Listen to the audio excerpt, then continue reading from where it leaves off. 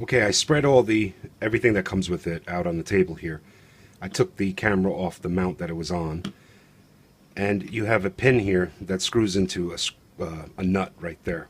So the one that it comes on is a flat mount, so that you can have it close and just pivot this way.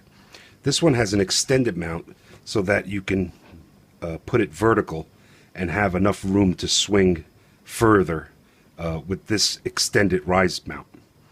Then you have the two-way that turns into a three-way if you put it on here. You put it on here, and now you can swivel this way, swivel side to side, and forward and back if you have the camera on here like this. So it swivels 3 different directions. There's 2 mounts that you can have. They have 3M VHB sticky, so it's very, very sticky. It won't come off your helmet or whatever you mount it on. One is curved and one is flat. This is the curved one here. Now when you put the mount on, you can put it on either direction. Basically they just go right in and slip right into position, and they click in place. To release them, you just push the 2 little tabs together and it will slide out. I have the battery here. We're going to put it into the camera in a second. Here's the remote. It's got the tether. Now to take the tether out so you can charge, you just slide that little slider across and it comes out. It's a key fit. And then you can use the charger just as easy by pushing it right in, and it connects. So let's take the camera out of the case.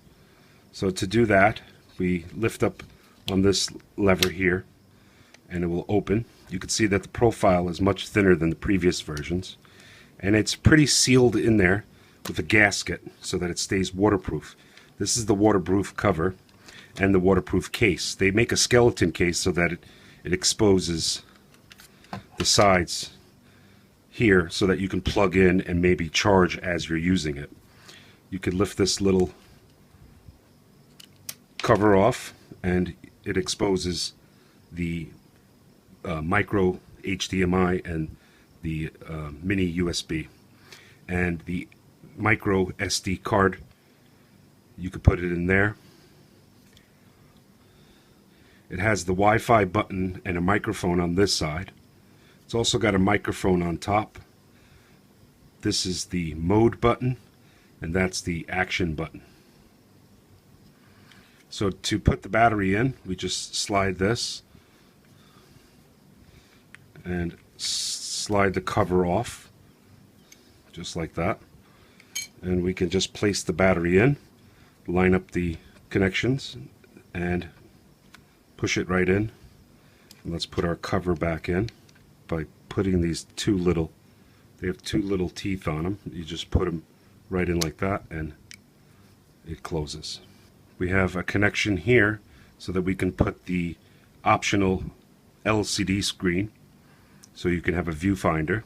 You have a curved lens, but this protrudes out more so that when you lay it on the table it doesn't scratch up the lens. This other cover is for ventilation. If you leave the camera in this case, it's watertight, and it also will create moisture after a long time. Maybe if you have it mounted to your helmet and the sun is beating on it, you might want to use this and switch to this cover when it's raining or you go underwater. When choosing a micro SD card, make sure you have a full HD and it has the number 10 here. That's how you know that it's going to work. But I've gotten some aftermarket small tiny 16 gigs. I bought this micro SD for like $8. It's a 16 gig, and we're going to try it on the camera even though it doesn't have that little 10 on it, but we'll see if it works. With the lens facing you, you put the metal side away from you and you push it right in, and it's detented so that you can push it in with your fingernail and it'll stay in place. Now the good thing about the remote is whatever shows up on this screen here will also show up on the remote, as well as the iOS app. Matter of fact, the iOS app has more features that you can do. Let's turn on the unit. Now there are different modes. There's camera mode, there's rapid camera mode, there's a delayed exposure, and there's settings, and there's video. So what we want to do is go to the wrench, and we want to select the top button, and we want to change our calendar. We'll go to setup inside there, and we'll click through until we see our calendar, and then you can select month, day, and year, and the time, and you just change it by hitting this button up here. Now if you want to control the camera with the remote, let's power on the remote first, and you'll see a battery indication, and now it's sending out the Wi-Fi. So let's go here and click mode. Then we'll scroll through until we get wireless control, Wi-Fi button on the side. I'm holding it, and now we're paired up. So whatever you see on the camera screen, you will see on the remote screen. So now you can put this anywhere, and you don't have to look at it, and you could just control it from here. Take an exposure, you hit the red button, and then of course you can power this remote off and change modes. To turn off the unit, we can use the remote and shut it off, but your Wi-Fi is still blinking, so we're going to turn off Wi-Fi. And we turn the Wi-Fi off. And now to repair it and continue to film, you're going to turn on the Wi-Fi, you're going to power up the unit, power up the remote, and now you're connected, both. So you can hit record and it'll start recording the video. The LCD displays what mode of resolution you're in, and how many images you took, and how many images you have left in this resolution.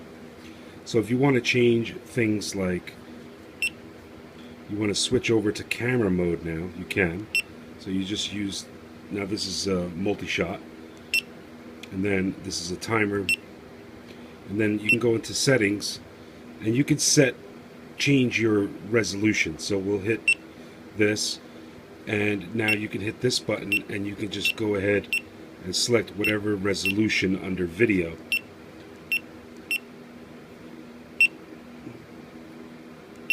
And here we'll select what resolution we want, and then once you select the resolution, this is super wide, and then you can change how many frames a second, and then you can change